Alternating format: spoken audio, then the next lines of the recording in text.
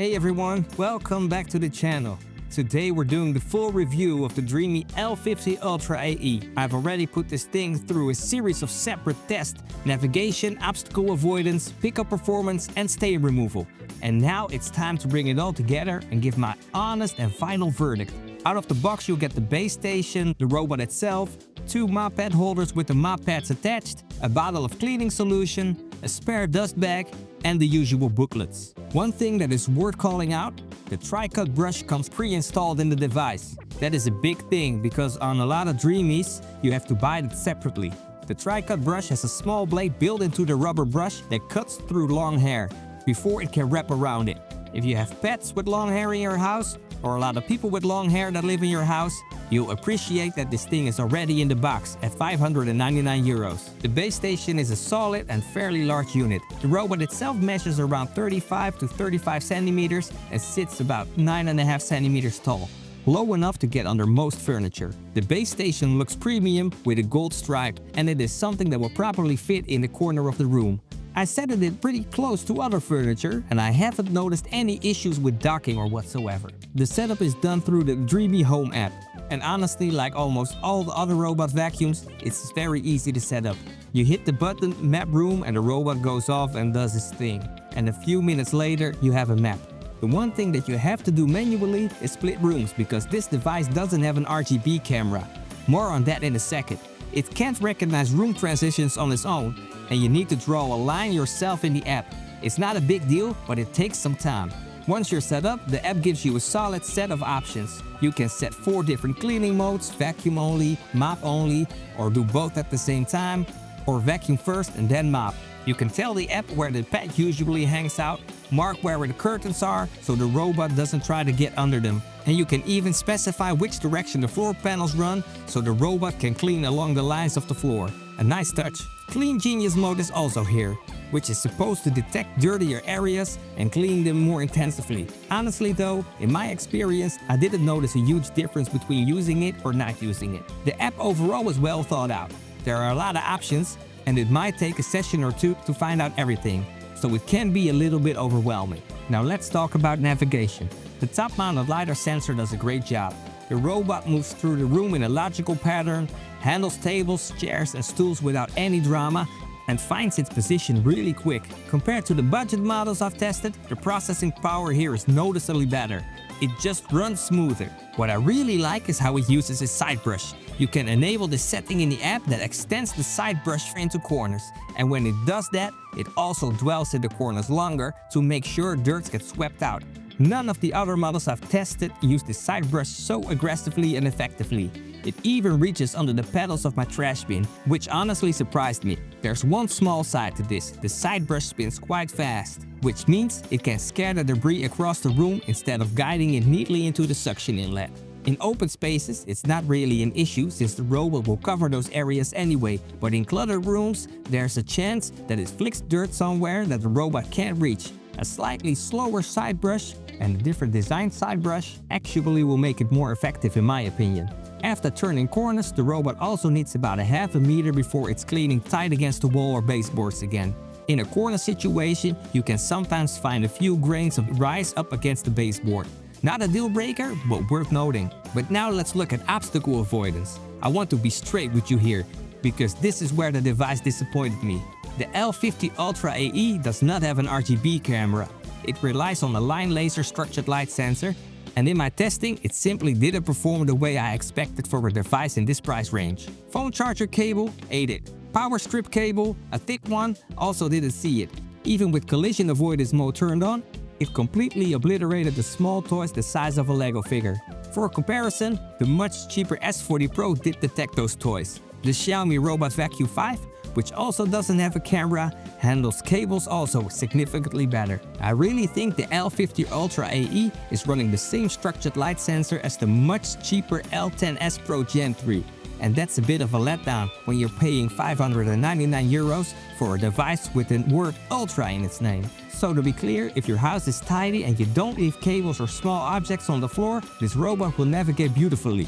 But if you got a messy home with stuff lying around, I'd seriously look at a model with a camera instead. I've also spoken with the Dreame user experience team about this, and I shared my feedback with them. Vacuuming and mopping performance. You don't need the 28,000 pascals of suction. It handles debris like rice, sand and popcorn kernels without any issue.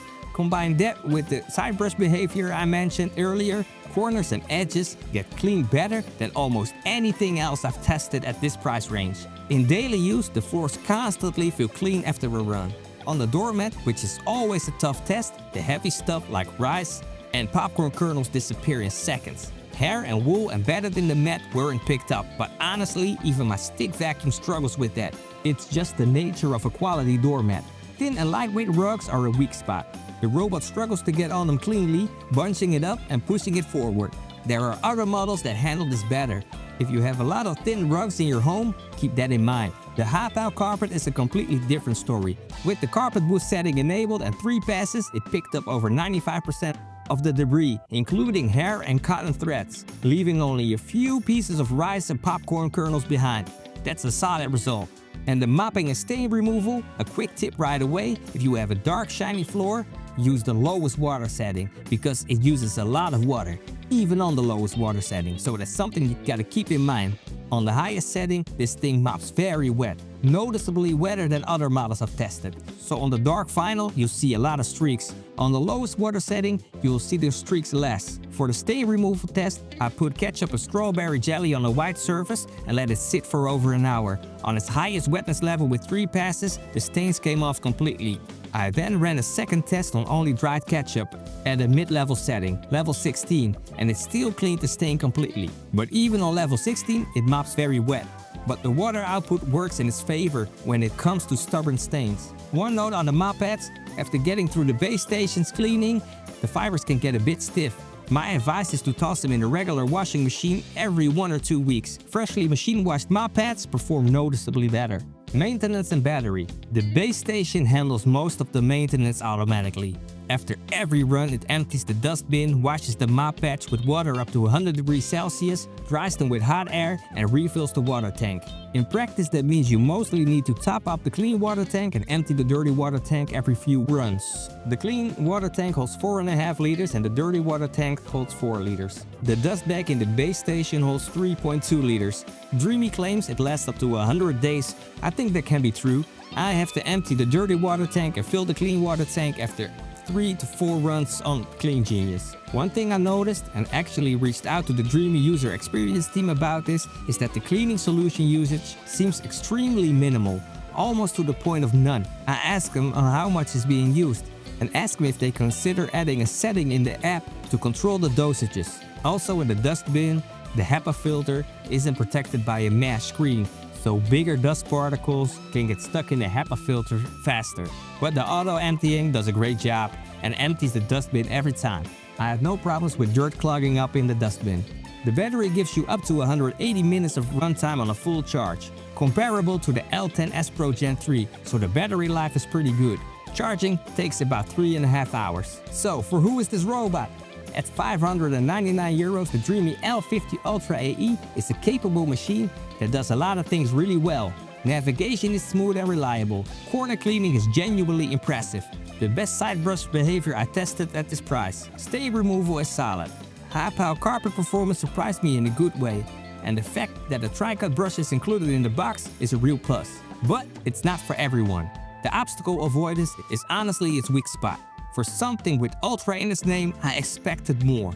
If you leave cables, small toys and random stuff on the floor regularly, this robot is going to have a bad time, and it mops fairly wet. It isn't inherently bad, but it's something you need to know, especially when you have dark shiny floors, because even on its lowest wetness level, it still uses quite a bit of water. This robot is for you if you have a relatively tidy home, mostly hard floors or hop-out carpets, and looking for a robot that cleans corners and handles stains very good. Look somewhere else if your home is full of cables, small objects, thin light rugs, or pets that leave surprises on the floor. Spend a bit more and get something with a proper AI camera. So, that is my honest take. If you found this helpful, drop a like and subscribe. It genuinely helps the channel grow. And if you're in the Netherlands or Belgium, check out robostofzuigers.nl. And thanks to them for making this video possible. They are nice enough to send this unit to me so I can test it.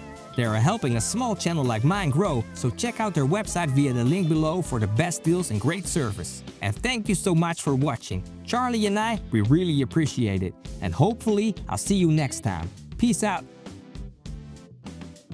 If you leave cables, small toys and random stuff on the floor regularly, I got that word.